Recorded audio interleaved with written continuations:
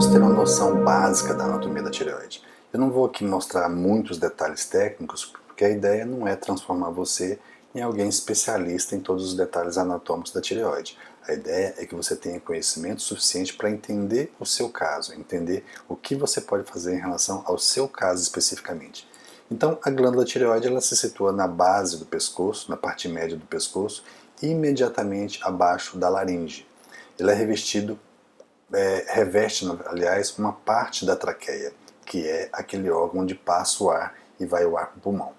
Então, a forma da tireoide é mais ou menos como se fosse uma borboleta, e ela é constituída por dois lobos, o lobo direito e o lobo esquerdo, cada um deles com mais ou menos 4 a 6 centímetros de comprimento e mais ou menos 2 a 3 centímetros de espessura, localizados do lado da traqueia, e eles se unem, esses dois lobos, por uma parte mais estreita que é chamada de istmo, o istmo tireoidiano.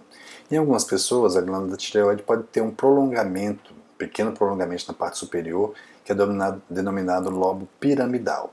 Geralmente, em condições normais, apesar da tireoide estar bem superficial no pescoço, apesar do pescoço ser relativamente pequeno, ela não é perceptível e nem palpável, a não ser quando ela cresce e a pessoa é uma pessoa mais magra, por exemplo. Então, o diagnóstico de bócio, que é um crescimento da tireoide, muitas vezes é feito somente com exame de imagem, que nesse caso o mais adequado é a ultrassonografia da tireoide. Como o bócio é uma alteração anatômica, vamos entender agora as duas possibilidades. Para começar, o termo bócio, ele se refere a um aumento do volume da tireoide. Esse aumento pode ser um aumento difuso, quando a tireoide cresce como um todo, ou pode ser um aumento nodular, sendo que esse nódulo pode ser único ou pode ter vários nódulos. Vamos ter agora uma ideia, uma noção dessa anatomia. Para começar, a gente vai avaliar como é que é feito o exame da tireoide. Geralmente, o médico vai examinar nesse formato. É feito o exame pela parte posterior. Por quê? Porque com uma mão o médico afasta a traqueia e na outra ele tenta palpar a tireoide. Geralmente ele vai pedir para você engolir alguma coisa, você deglutir. Por quê? Porque como a traqueia está aderida à tireoide, a hora que você deglute, a traqueia sobe e a tireoide sobe junto. Com isso, ele pode avaliar a passagem da tireoide pelos dedos. Obviamente, essa avaliação é uma avaliação muito superficial. Se você tem um paciente com o pescoço mais curto, se você tem uma pessoa que tem um pouco mais gorda, com mais sobrepeso, você tem dificuldade de fazer isso. Então, a gente precisa, geralmente, de uma ultrassonografia para poder ter segurança desse exame. Ou seja, para você saber que tanto que está crescida a tireoide, qual que é a localização, os nódulos, etc, etc. Quando você tem um bócio, que é já o crescimento difuso ou nodular da tireoide, aí fica mais fácil. Nesse caso, por exemplo, você já vê que o bócio é visível, está claramente fácil de diagnosticar que existe um aumento da tireoide e um aumento dos dois lados.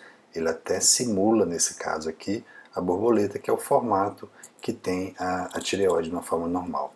Então, nesses casos de bócio, com um crescimento regular ou irregular, é fácil você fazer o diagnóstico, você nem precisa de exame nenhum. No entanto, você mesmo assim acaba tendo que fazer ultrassonografia para poder avaliar melhor as características. Então, o bócio pode ser difuso, quando ele cresce, tem um crescimento nodular, aumenta toda a tireoide, e pode ser sem nódulo, e pode ser o bócio nodular. Nesse caso aqui, por exemplo, você tem vários pequenos nódulos, que é o famoso bócio multinodular, e eles aumentam o volume da tireoide. Quando esse bócio está profundamente localizado, às vezes ele comprime a traqueia. Você tem um desvio, nesse caso aqui, existe um desvio importante da traqueia, já levando a dificuldade de passagem de ar. Esse paciente, dependendo da posição do pescoço, ele pode comprimir a traqueia e essa pessoa pode ter falta de ar, principalmente em algum esforço um pouco maior. De uma forma geral, a tireoide está localizada na parte média do pescoço, abaixo da cartilagem tireoide, que é essa famosa cartilagem que é o pomo de Adão, que a gente chama, que as pessoas chamam mais comumente. Então, abaixo está a tireoide, que tem um lobo direito, que tem o istmo, que é essa parte média grudada na traqueia, e tem o lobo esquerdo. Perceba que posteriormente tem dois vasos grandes, que são as artérias carótidas. Todo o sangue do coração para a cabeça é jogado através desses vasos, dessas artérias, que são extremamente importantes, extremamente volumosas. A hora que a gente levanta a pele e aprofunda um pouco mais, a gente percebe que o pescoço tem muitos e muitos músculos, muitos vasos, muitas artérias, muitas veias e muitos nervos. Todos esses músculos devem ser conhecidos pelo médico especialista para que ele possa, na abordagem da tireoide, que é uma abordagem às vezes trabalhosa e delicada, fazer isso da forma mais específica e mais adequada possível, para que você não tenha lesão de outras estruturas do pescoço que você não quer lesar. Então aqui nós temos os músculos supraioides, que estão acima desse osso que está na parte média, e os infraioides. Não vamos entrar em detalhes disso porque não é importante para você entender o seu caso. Então, aqui a gente percebe que a tireoide está envolvida numa área anatômica realmente extremamente complicada, porque é muito detalhe, e detalhe num espaço muito pequeno. A gente vê aqui, por exemplo, esse em azul são as veias que drenam sangue de toda a cabeça para o restante do corpo. Esses vermelho maior são as artérias que levam sangue do coração para a cabeça, passando tudo pelo pescoço. E a tireoide tem uma rede de vascularização muito grande, que é feita a artéria tireoidiana superior e inferior e as vasos, as veias tireoidianas superiores e inferiores. Você vê que o sangue sai do coração, vai para a carótida, que é a artéria que leva sangue para a cabeça, e dessa carótida sai direto um ramo para a tireoide. Ou seja, um sangramento desse pequeno vaso pode ter consequências realmente muito ruins, e você acaba tendo que operar de forma rápida ou urgente, a maioria dos casos, quando tem problema na cirurgia. Aqui a gente vê detalhes em relação aos vasos. O azul são as veias. Aqui foi tirado um pouco porque são bastante veias. O vermelho são as artérias. Você vê que tem artéria que sai do tórax para a tireoide. E aqui nessa parte de cima está o lobo piramidal, esse pequena haste aqui na parte média da tireoide. Algumas pessoas têm esse lobo e outros não têm.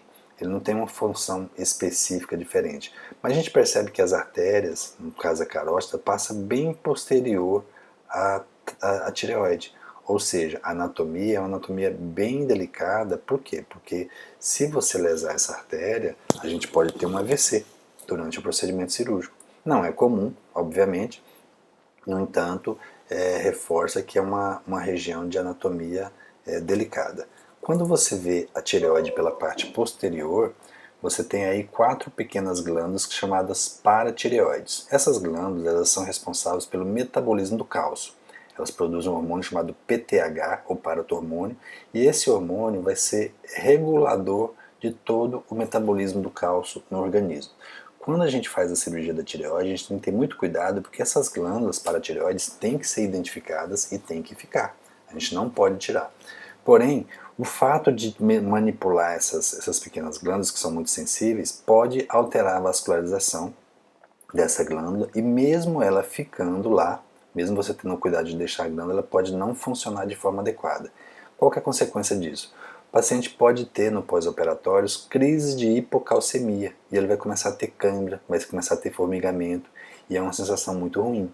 Então no pós-operatório a gente vai discutir no módulo específico que fala sobre a cirurgia, os cuidados em relação a essa fase, porque pode ser bastante desconfortável para o paciente manejar isso. Então tem que voltar, se o paciente for operado, voltar para a equipe que operou, para que tenha o cirurgião tome as condutas adequadas, porque estando na mão de quem entende disso aí, maneja bem, é muito tranquilo. Essa aqui é a visão posterior aqui da direita, onde a gente vê o esôfago, onde desce o alimento, e a tireoide, essa é a visão posterior, englobando uma parte do esôfago. Então o que acontece? Você imagina que se você tiver um caroço nessa parte posterior, ele pode comprimir o esôfago. Isso justifica por que algumas pessoas podem ter dificuldade de engolir por conta da tireoide, de nódulos na tireoide. Uma grande preocupação que as pessoas têm em relação à cirurgia é com a questão da corda vocal. Aqui a gente vê uma foto da laringe. Na esquerda ela está fechada, ou seja, a pessoa está falando, a voz passa por esse espaço estreito, e por ser estreito ele produz o som. E da direita ele está em respiração, ou seja, é aberta a laringe para poder passar o ar. Então você consegue respirar só quando você não está falando. Quando você está falando, você está expelindo o ar. E a saída do ar é modulada pela movimentação da laringe. Qual que é a importância disso? Durante a cirurgia da tireoide, existe um nervo chamado laringe inferior, que é um nervo importante para essa movimentação.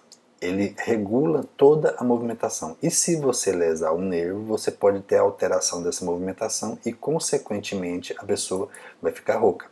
Aqui você vê várias fotos da laringe, sendo ela aberta, sendo ela fechada, em fonação, sendo ela em movimentação. Então, essa movimentação desse órgão importante, inclusive principalmente das cordas vocais, é dada pelo nervo laringeu inferior ou nervo recorrente. E a lesão do nervo significa disfonia, que pode ser definitiva. Quando você tem uma disfonia de um lado, paralisia de um lado, pode até compensar, mas a paralisia bilateral é complicada, sendo que muitas vezes, para resolver isso, é preciso uma traqueostomia, que é a colocação daquele aparelhinho no pescoço, que a pessoa respira pelo pescoço, porque ela não consegue abrir isso aqui, movimentar isso, e ela tem dificuldade de respirar.